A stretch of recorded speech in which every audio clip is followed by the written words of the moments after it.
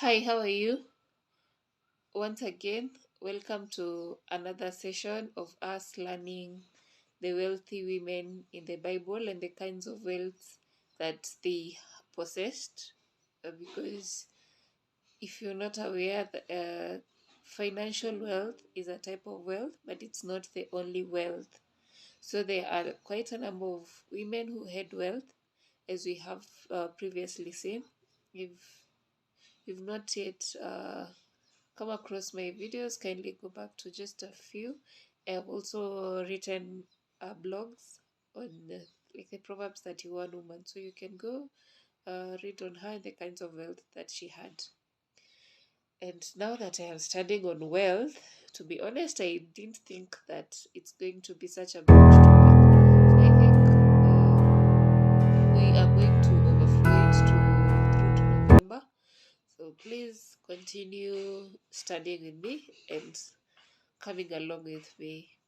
Yeah, so today we are going to read on Esther.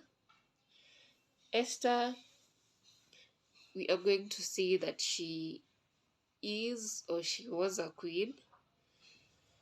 Our context is going to come from Esther chapter 2, Esther chapter 2 all the way to chapter 7. But because of time, if you're able to, you just go read for yourself. You're going to focus on chapter 2, verse 17, chapter 4, verse 14, and chapter 5, verse 2. So we first get to understand who Esther was. I'm going to read for you what I wrote. Okay. So Esther began as Hadassah, an orphan Jewish girl raised by her cousin Mordecai. By all human standards, she was unlikely to become queen, yet she did. Her story reminds us that God's favor can lift us from obscurity to influence when we walk in alignment with God's purpose. True wealth begins with identity in God, not position. Esther's story teaches us that wealth isn't limited to gold or possessions, because we'll see that she carried different dimensions of divine wealth. And the kinds of wealth that Esther carried, number one is relational wealth, because she had connections and favor.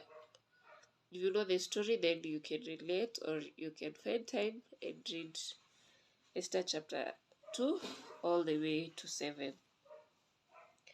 On relational wealth, she gained favor with everyone who saw her. In chapter 2, verse 15,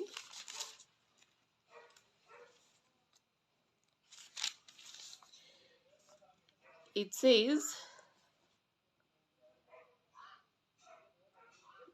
when the time came for Esther, the young woman Mordecai had adopted, the daughter of his uncle Abihail, to go to the king. She asked for nothing other than what Hegai, the king's eunuch who was in charge of the harem, suggested, and Esther won the favor of everyone who saw her. So she gained favor with everyone who saw her, and this wasn't manipulation, it was divine grace. Her relationships became the foundation of her influence. Relational wealth is favor that flows through character and humility. I hope you've understood that. The second wealth that she possessed was social and positional wealth, and it shows through influence. As Queen Esther had access to the king, to royal decision making, and to power structures, we see that. But she didn't own it, she used it to intercede for her people. God grants positions not for comfort but for kingdom purpose. Okay? And the third type of wealth that Queen Esther had was spiritual wealth. And we see it through her discernment and her wisdom. Esther fasted and sought God before making her move, as you'll see, chapter 4, verse 16. She understood that wisdom precedes warfare and favor follows obedience. Spiritual wealth is the ability to discern God's will and act on it courageously. Okay? And then the fourth type of wealth that Queen Esther had was emotional wealth, as seen through her self control and grace.